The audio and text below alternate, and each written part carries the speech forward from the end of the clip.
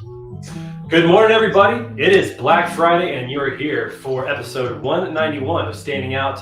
Let's go.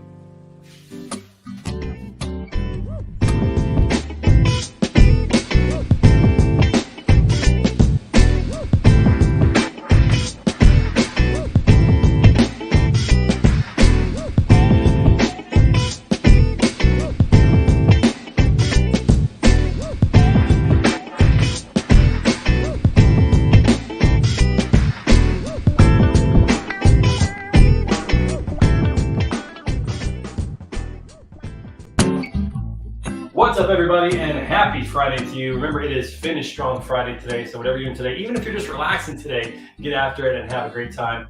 Trey Griggs, Beta Consulting Group here for an episode of Standing Out. We're so excited for you to be here. It's Black Friday, so I'm wearing black in honor of that. And so if you're having fun shopping or decorating or whatever it is that you are doing today, have a great time and look forward to the long weekend. Before we get started, we want to give a shout out to our sponsor, Attached, the good guys in freight factoring, helping owner-operators and carriers keep those wheels turning with cash flow resources, discounts on fuel, tires, and so many other things.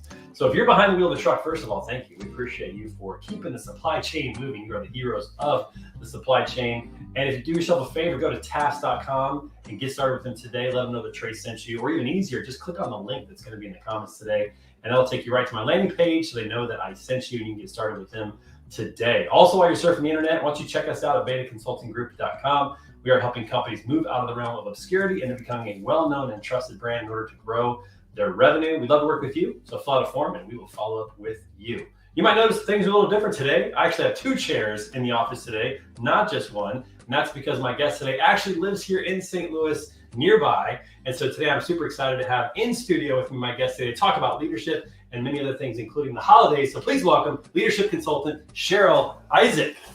Cheryl. Hello. Welcome. Thank you. Thanks for having me. In studio. I don't get to do this too often. We actually get to have a guest in studio. So this is great. In fact, I think you're only the second guest who's recorded live from the office. I feel privileged. I know, it's pretty cool. So we'll tell everybody just a little bit about yourself. Take 30 seconds or so and share that. Sure. So Cheryl Isaac. I am a mother of two beautiful daughters, husband of, 22 years, and big Christian, and love to, do everything I can to, live out that faith. And then in work, I have been in my career for about a little over 25 years. Yeah. I still feel 25 years old. and my career's been all over the board. I started in accounting, but very quickly found my groove in consulting. And so I do a lot of transforming companies in everyone that I've worked for or with clients. Yeah, it's awesome. We're going to talk about that today. Yeah. The way that we met was actually through Living Water Academy, where our That's kids right. go to school. And we were at a function and got to just hear your story about consulting. I was like, oh my gosh, like what you do is so great to talk about. So I wanted to get you on the podcast. But it's been fun also to see our daughters become really good friends and play together. We got to go have dinner, our families, and get to know each other. We're going to dinner tonight. We're going to Mexican. It's Vallarta's night tonight, so I'm going to Mexican. But it's been fun to get to know you guys and just watch you as a family, watch what you do. It's just been a blast. I've enjoyed that so much. Thank you. Likewise. Yeah, it's been a good time to see like my daughter especially and Charlie who are playing today. So that's going to be a lot of fun. Oh yes, I got the greeting. Naomi was in the driveway as soon as I pulled up. Hi. I love it. Yeah, she's a social little butterfly. I love it. It's kind of good. All right, so let's talk a little bit about, first of all, it's Black Friday. It's the day after Thanksgiving, which I just found out is your favorite holiday. Tell everybody why Thanksgiving is your favorite holiday. Thanksgiving is my favorite. So I love to cook. I love to bake. I love to entertain, have people over for a meal. So of course, Thanksgiving, I mean, come on. So I host and I just love it because it's family, it's food, it's fellowshipping over a table and over food with no other obligations, no obligations of decorations, no obligations of presents, just come, sit, have a good time, have conversation, and eat good food. I never thought about it like that, but at Thanksgiving, you don't have to have decorations. Nobody really cares if you're not a big decorator at Thanksgiving. Just have the turkey. There's no gifts, right? You're not passing out gifts, and so nobody's got that expectation. And it's also a relaxing holiday where you eat, you hang out, maybe play some cards, maybe watch some football, maybe take a nap. Nobody's concerned if you fall asleep that day in front of them. I think you're onto something here. It actually is a pretty special holiday. I am not a napper. And there is one day a year I nap, and it's That's Thanksgiving after everyone's gone. I took a nap yesterday. I sure did. You also have the best setup, everybody. She's got the double ovens going. So, Yes. like whenever you're baking, you got, 2 things going at once or several things going at once, and you love to cook. It's one of the things to do. And it's no surprise to those that work with me that I have Thanksgiving down to a science. It's all through chaos, trial, error, perfection. And so it's down to the science where I don't have to think about anything, so that way I can enjoy who I'm with. So my timer on my phone goes off. It tells me the next thing I need to do. Take the oven from 375 to 350, put this one on the left side on the top shelf, and this one, and then you don't even have to, it takes that thinking out of it, so you can actually just enjoy the day. Yes, I can't tell you how some people actually think I'm an organized person, but it's all just technology, because it's what it does. If you take Wednesday off, you get everything ready. Love it. That's right. That's right. Are you a Black Friday shopper? Do you ever go shopping, or do you online shopping? So I'm actually not even a shopper. Not even a shopper? No. Oh, nice. My husband, my mother-in-law, my mother, they buy all my clothes. They trust me. And thankfully, my youngest daughter, Claire, she is the fashionista. So she will dress me, or I will come out and she will tell me, Mom, that doesn't match. Okay. This is why we get along so well, because I don't buy any of my clothes either.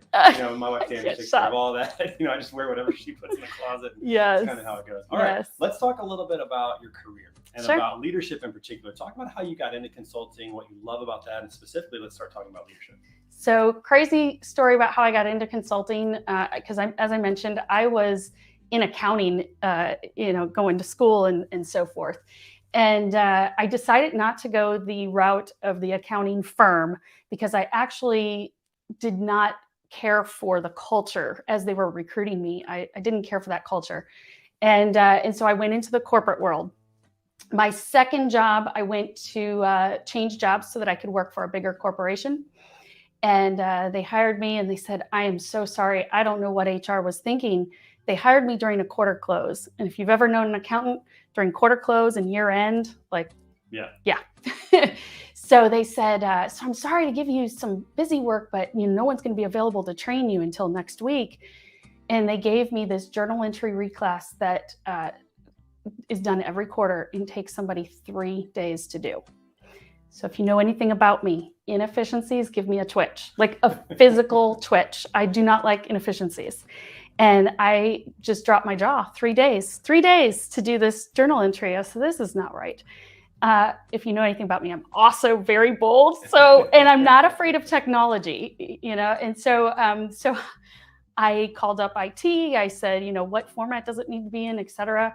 I took my 3 days not doing the reclass. I took my 3 days. I'm a self-taught SQL, and I'm just enough to be dangerous. And I automated that sucker. So at the end, it was pushing buttons with a little bit of manual work that was needed 15 minutes. So from 3 days to 15 minutes, from there on out, 15 minutes. I said, no more having somebody sit down for 3 days. My VP came to me, why are you in accounting? That's what my degree's in. And, I was always very taught to just, this is your career and this is what you do. And it's a very straight line. And so that changed my trajectory. And from that point forward, nothing was a straight line. It's interesting to see how, I think most people that we talk to, they're not working in their major, in their, what they went to school to do. Like that's pretty common. But, it's interesting that it's your starting point, your jumping off point. And then you find what you really love and you move forward. And so now what are you doing from a consulting perspective? Like how are you helping companies, or how are you just helping people? What do you love to do? Sure. So I love taking chaos into order. Again, I love chaos. So let me get that straight. It's not that chaos is bad. Chaos is actually amazing. And so often in what we do. Why is that? Let's pause for a second. Why do you think chaos is amazing? So from chaos comes innovation. From chaos comes ideas that, would never be in any, it comes creativity, right? Yeah. So in therefore ideas. And so the chaos is needed. So sometimes in the helping is also needs disruption and chaos. Sometimes it's already disruption and chaos and there's so much going on. It's connecting the dots to what needs to come out of it for that transformation, for growth, or for how you want to disrupt the industry, whatever that may be. So the chaos, I should say chaos and order. It's really both Yeah. both pieces. I can see, from like a human resources perspective right now, you got a lot of people getting laid off right now. And those people are going to find new careers that might be things they never would have looked for otherwise. Mhm. There's going to be entrepreneurs that say now's the time, and they're going to jump in and create a product or a service that we didn't have before. And it all comes from the chaos that is happening right now. That's right. In human resources. So I can appreciate that idea. That actually Yes. makes sense. Okay, so you like chaos, and then go on from there. Yes. So the biggest thing in the theme throughout my career is helping people at scale. So what I mean by that is, when I first started out, so that VP, brought me in. He's like, "You should be in our internal consulting group," and that's what kicked it off. And then I got addicted because I love helping people anyway. But I found that I can help people in their jobs. And you think about the amount of time that you are at work in a week versus the amount of time you're at home, right? Yeah. And so if you're miserable at work, or work is frustrating, or Inefficient. see, catching on, or inefficient, that feeling is often brought back to home, right? And then that's impacting your family, your spouse, your kids, all of that. And so when I was early in my career, I had that more small-minded thinking, that I loved helping people, but I was thinking small-minded. What I learned as I went on is that I actually can help people at scale. So it's not just, it's helping the individual, and it's helping the company at large. Because when you're helping the company at large and helping the company be more sustainable, be more profitable, what do profits equal? Not necessarily more money in the pockets. Profits equal more investment in the company and growth. And growth means more opportunities for your team members, ways that they can grow in their career. It means, stability for them to have a good, solid job, and not have to worry about being laid off. And so it's about that. I love helping people at scale. And so everything that I do has, have those people in mind. Yeah, I'm impressed that the company that you're working for had an internal consulting department, that they saw the value for that, because that's an investment that doesn't necessarily have a direct ROI, but it has a significant impact on the organization. Yes. For organizations and companies that are too small right now to really have that, this is why I think the value of having an outside consultant is so valuable. Somebody who can help support, see things from the outside perspective, solve some problems, is really valuable. I mean, it's a great investment. So valuable. When I think about why do companies need consulting, right? This is what I always equate it to. I don't know if anyone else has this happen to them, but it happens to me all the time. So maybe you're drafting a really important email. I mean, something that a lot of eyes are going to see. You have to, you want to make sure the words come across the way you intend, and you're stewing over it. Maybe you sleep on it, you come back to it the next day, and then you give it to someone to proof. "Hey, Trey, can you proof this email for me?" You're like, "Cheryl, you spelled the wrong." Right. When you're so close to something, it's hard to see sometimes the obvious. Yeah. And so one of the things that I like to do as I'm working with any individual or any company is help them understand that anything that a consultant sees, or what, it's not a knock on you at all, right? Yeah. There's a story that I like to tell to help everyone understand that. So in the spirit of you having a Christmas tree here. It's a very nice one too. It is I really love it. It's so festive. There's a story. You can find it online. I'm sure I'm not the best one to tell it, but this is the essence of it. Newly married couple. They want to host Christmas dinner. And the wife, she starts prepping the ham to get in the oven, and she's cutting off the ends of the ham. And the husband says, "Honey, why are you wasting all of that ham?" She goes, "Well, this is how you make Christmas ham." Says who? She goes, "Well, this is how my mom always made it. Her ham is wonderful." "We're calling your mother." So you call her mom. Why do you cut off the ends of the ham?" She said, "Well, that's how my mom always did." She said, "We're calling your grandma." So call grandma, and she says, "You're still cutting off the ends of the ham?" She said, "I only did it because my oven was too small for it to fit in it." And the moral of that story is, sometimes as organizations, we as individual human beings, I do it all the time as well, which is always why I like someone else coming in and, "Hey, can I want you to think outside the box about what my situation is, see if you can, derive anything from it."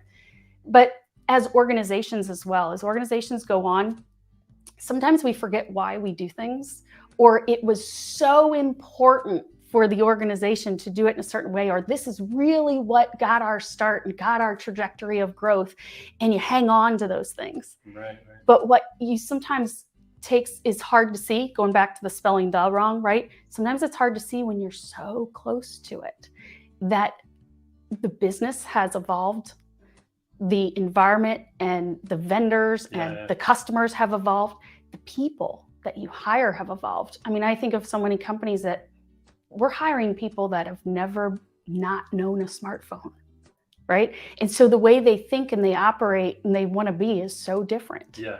And so when things are changing, that oven size is changing. Yeah. Well, the oven size has changed. We need to reevaluate how we make the ham. Yeah, it's such a good story to tell that. I'm a small company, we only have 5 in our company, and I've had some tough decisions I've had to make already. Mm-hmm. And I went to other people, some friends who were kind of advisors, but essentially consultants, who I said, hey, this is my situation.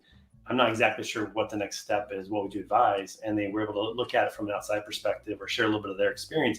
And by having 3 or 4 of them give me their ideas, I was able to hone in on what I thought was the best path forward for myself. Many of those things I wouldn't have figured out on my own. And so I think there's such value in consulting. I think that also, we're transitional quick to leadership. When you talk about, consulting and having an outside perspective from a leadership perspective, that's also really critical as well. Because, as you talk about, when a company grows, if I'm the CEO of a company of 5, well, what happens when we're 25? And I've never done that before. I think about parenting. I've never parented a 15-year-old before, but I'm about to. Yes. Right? I mean, that's coming in 3 months. I'll have a 15-year-old for the first time. And I need to reach out to people and say, okay, what do we do about driving? Yes. What do we do about, freedom and about technology? And get opinions from a leadership perspective. It's just so critical to be reaching out and having people in the corner. Yes. Help you out. And I think the other piece that's so important as well, and you said it, where you got ideas, right? A consultant doesn't necessarily have the answer. And, honestly, you want to have your mark on it as well. I'm full of analogies. I like to connect dots. So I mentioned it's a teacher in you. I never thought about that. But teachers do. Teachers have analogies, different ways of explaining the same thing. Sure. Yeah. So I love to bake. Over the pandemic, I had an idea is that I was able to perfect macarons, which is one of the most technical bakes. If you ever watch Food Network. I've had a macaron. We're going to have to try one. Oh my goodness.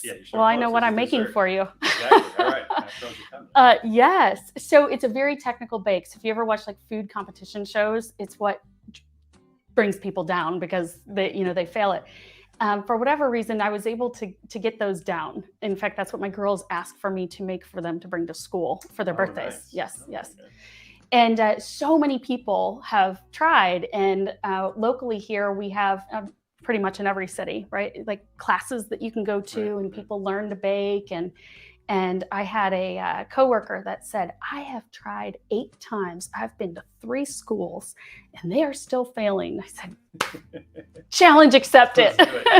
And when the pandemic hit and we had not done that yet, I got creative. I said, wow, I have a platform of which there's so many people that have asked me about it. And if there's one thing in leadership that I also am very conscious of is imposter syndrome. Boy, have I had it myself so much.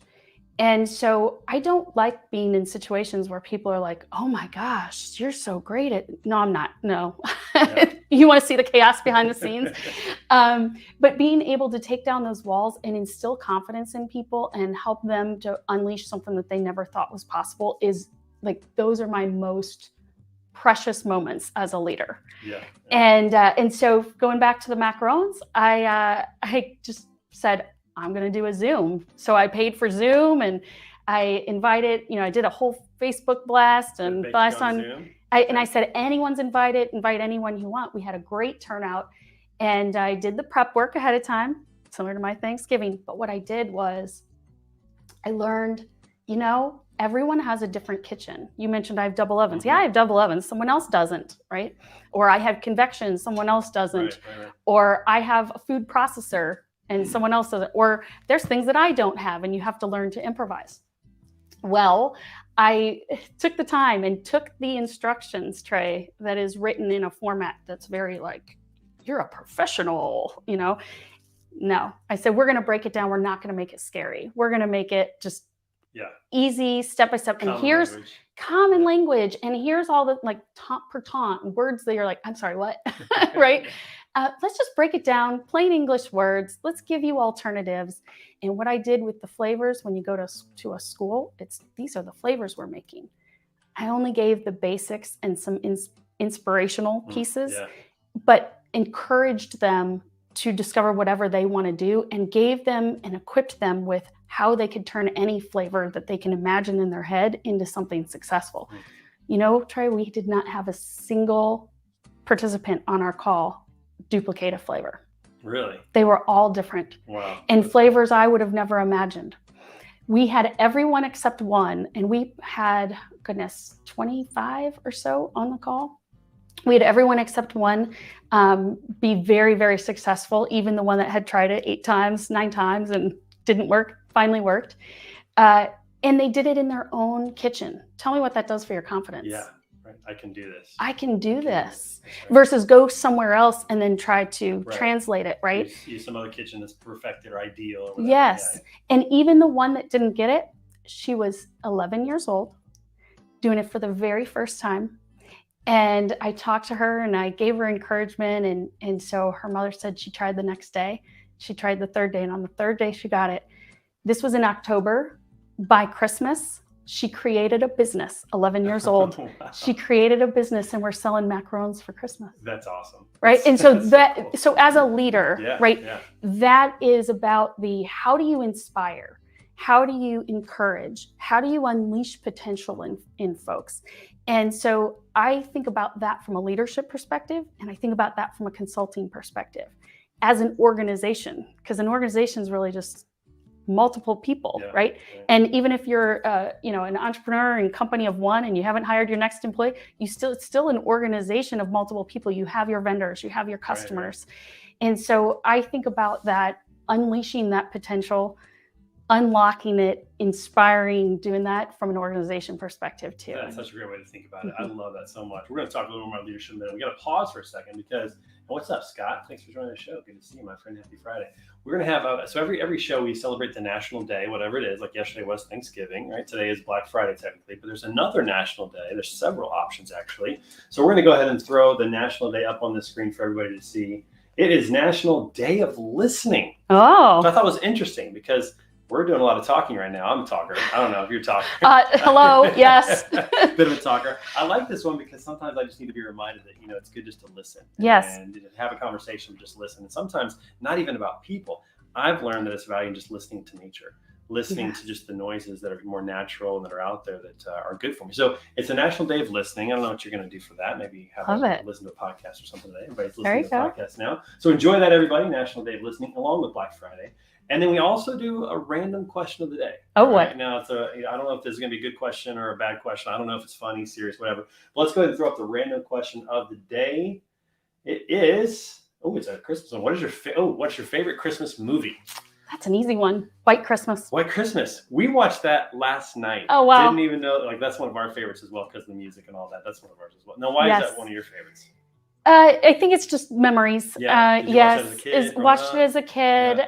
Was able to, when it was here in a local St. Louis Fox Theater, even got to go there as an adult with my parents, and feel like I'm being a kid again. But it's the music, it's the dancing, it's the nostalgia. It's traditional. Very traditional. 54, somewhere around 54. And we were watching it last night, and it said for the first movie that was made in VistaVision.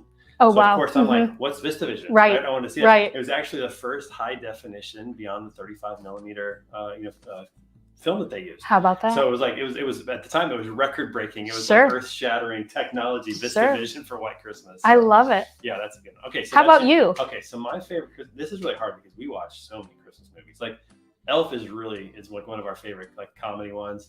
The one that we really got into this year already is The Star. Have you watched that one? I have. It's wonderful with the animals. It's short. Tells the story of the birth of Jesus, Joseph and Mary going to Nazareth, all that, or going to Bethlehem. Excuse me.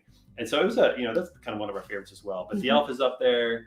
We watch Christmas Vacation. It's not always appropriate, but sometimes pretty funny. Oh yeah, Christmas Vacation. That's right. Or Scott said that. Yep. That's a classic. That's a classic one as well. But I think it's time for somebody to come up with a new Christmas movie. It's Elf is like 20 years old now. Isn't that amazing? How is that possible? I know, but it's good. We watch that every year. So share with us what your favorite Christmas movie is, Scott. Thanks for sharing yours. Appreciate that. Okay, let's jump back and talk. We have about 5 minutes left. Let's talk just a little bit about. I want to tag on to one more thing. You said you love to try. You're not afraid to jump in and just get started with things. You're very kind of self-sufficient in that way. There's something about that that's really important.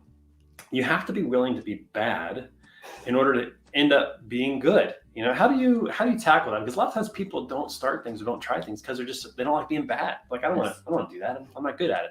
How do you overcome that mentally? Well, first of all, I'm still not good at it. Just getting better. I'm just getting better, right? And I'm a recovering perfectionist. And actually I see it in my girls all the time too, particularly my oldest. And that's an oldest trait. I'm an oldest. And so going scared, you just have to go scared. There's actually a book. It's good. It's called Going Scared. Going Scared. Yes. And it's embracing it in a way that for me, and again, I'm not great. I'm always working at it. It's always still a challenge to work at. But my working at it is, Trey, just a couple stories I told today, right? Is thinking back on those stories and what came of it and focusing on the outcome versus focusing on the here and now. The outcome that it could come from this could be something beyond what I can imagine. Yeah. And then what I also do is personal work. Find your hobby, your love, your thing that takes you away from, the hustle and bustle of sometimes, because it would be hard for me to turn off work. Yeah. And I had, a lot of us to turn off work. So I had to find something, and here you go. I turn off work, but even what I did to turn off work, I have found the connections with work in it. Okay. Yeah. So mine is obviously baking. And I took a class that was not just a class about following a recipe or learning a start. It was literally, how do you create your own from scratch, unique recipes? Talk about being scared. I was the mathematical accountant, black and white formula. Yes. And it was, wait, I have to be creative. Flavor story, come up with a flavor story, things like that. But just jumping in and doing something like this. I was like, Trey, what do you want me to do? Sometimes you just a little bit. Yeah. So you jump in and you say, there's something great that's going to come out of this. And you focus on there's something great that's going to come out of it to overcome just what would look like being bad at something in the moment. Yeah. I'm going to learn something from this. Yeah. Yeah. It's so important. For me, right behind you, my golf clubs. So I was terrible. I started my junior year of high school. I was really, really bad. But for some reason in that time of my life, I didn't mind being bad because I enjoyed it so much. And then what came out of it is I ended up playing golf in college 2 years later. It's wonderful. Crazy, right? It's a great story. Crazy story. But I think that people who just need to get out of their own way sometimes, from being afraid. Like podcasting, we started the podcast. I had no idea what we were doing. And now it's kind of somewhat professional. We're getting there. We got a little bit of a set. We got microphones we're using. You slowly grow, right? Just get better and better. And I think that's really the point is, don't be afraid to try things. You just never know what's going to come of it. I like my favorite quote is right now is the person who loves to walk will go further than the person who loves the destination. Like if you just learn to enjoy the process, learn to enjoy the doing, who knows how far you're actually going to go. Yes. I love that. I'm embracing that one. Yeah. I put about 3 quotes a week or so on my whiteboard that I'm just looking at for the week. So I'm adding that one, Trey. Yeah. The person who loves to walk goes further than the person who loves the destination. So it's really important. Love it. And Scott says Christmas Chronicles to go back to Christmas movies. That's good. Have you seen those? I don't think I have. Christmas Chronicles 1 and 2 are very good. Okay. You should definitely watch those. Have a great Kurt Russell's in them, I believe. Oh, wow. So, I can't believe I've not seen that. I'm excited. There's something I haven't seen. I'm going to actually watch that. Oh, The Grinch. Oh, of course. Okay, we watched that one as well. That's one of my favorites good as well. So, anyways. How can you go wrong with Jim Carrey? It's hard, right? I actually learned this. He had to put the costume on 91 times. Oh my goodness. And it took 3 hours to put it on and 1 hour to take it off, to all the makeup and everything each time. I mean, that's commitment. That's crazy. That is 91 times to make that movie. So, wow. All right. Well, Cheryl, it's been great having you on the show. Thank you so much. Come back and see us again sometime soon. We'll get you back on. And everybody who is out there, it's Friday, so enjoy the weekend, enjoy your holiday, putting up your decorations, all those good things. On Monday, got a great show with Meshach Weber of Firebrand. Going to join us for a show on Monday. So have a wonderful weekend, everybody. No word on the street today. We're taking the day off. So enjoy your afternoon, enjoy your weekend, and we'll see you right back here on Monday, 10:30 a.m. Central for an episode of Standing Out, a daily podcast about sales, marketing, and leadership. Cheryl, thanks so much. Thank you Great so to see much. See It's you fun. guys.